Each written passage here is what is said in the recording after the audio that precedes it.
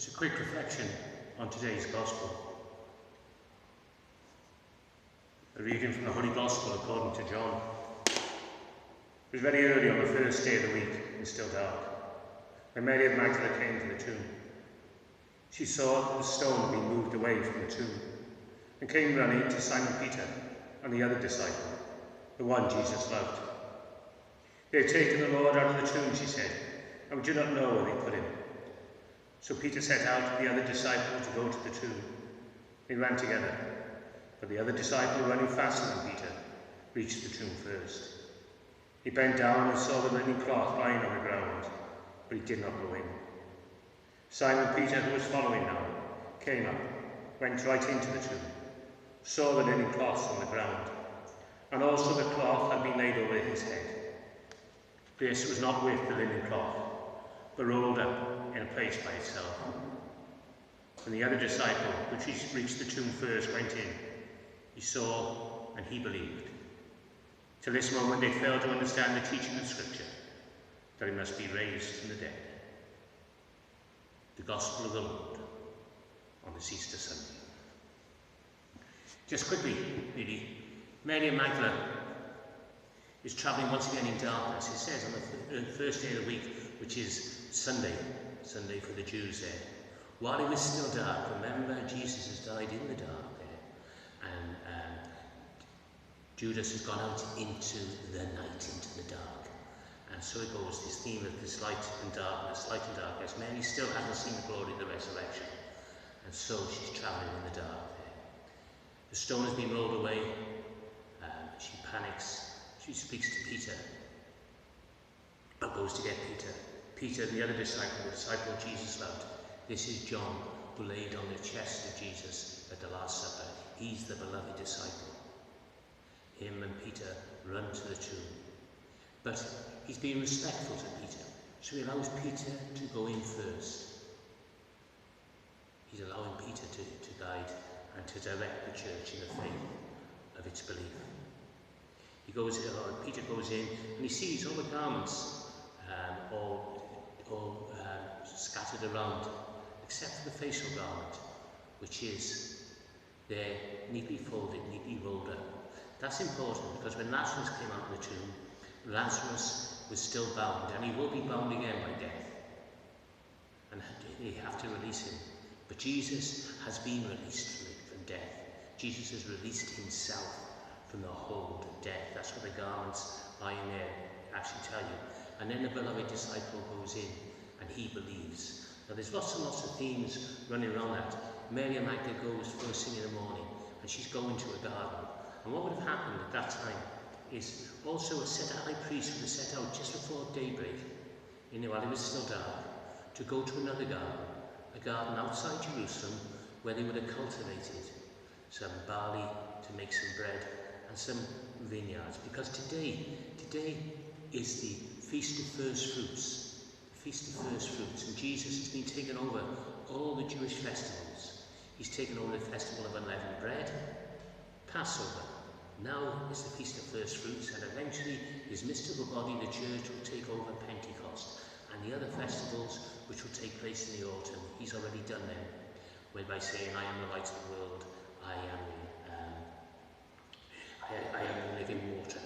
So anyway, long story short, but here now these priests would have taken just the first fruits as they were just appeared in there, and he would have taken them back to the temple where they would have been made into bread and into some wine.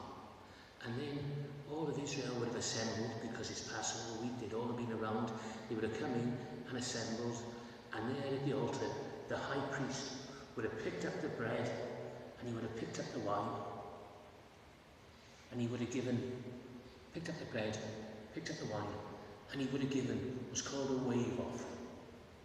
He would have waved it over the people, waved it over them. Now where do you see someone pick up bread and wine and hold it high, offering it back, and basically waving over the people? Of course, you see it at Mass, at the end of the Eucharistic prayer. The priest, in the form of Jesus, is giving back to God the first fruits of the new harvest. And the new harvest, of course, is our Lord Jesus Christ risen from the dead.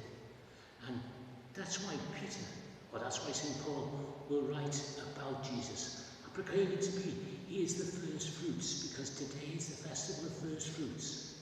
And Jesus is taking over that festival. Jesus is taking care of that festival, and he is the first fruits of the risen from the dead. And in that understanding, we know that we will share in that glory. Share in the glory of the first fruits, the glory of Christ's resurrection, the glory that means that as we have travelled in the Mass, as Jesus travelled from the Gethsemane, the Garden of Gethsemane, from the upper room to the Garden of Gethsemane, to his passion at Calvary, and finally to his resurrection, which we proclaim today. So we too travel that same journey in the sacrifice of the Mass that we celebrate.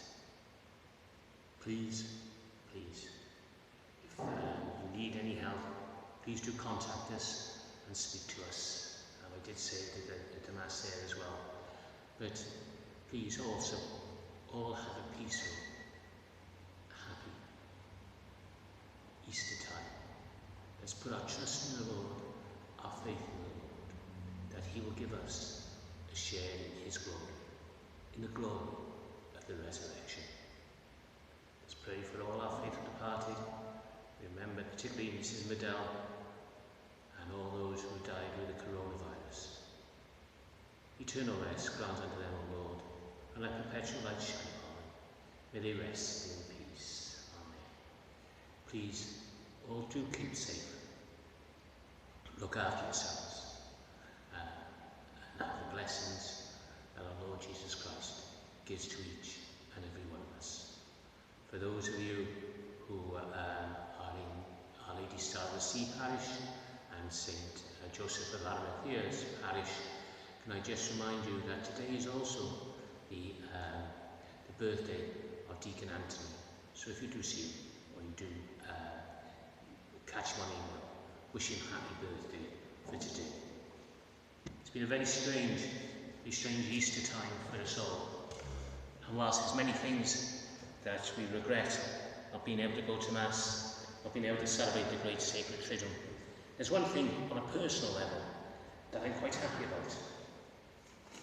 And that is because normally on Easter Sunday we'd be giving out Easter eggs to all the kids. Because there's no children here, it just means that all these Easter eggs are now mine, and I'm going off to enjoy myself.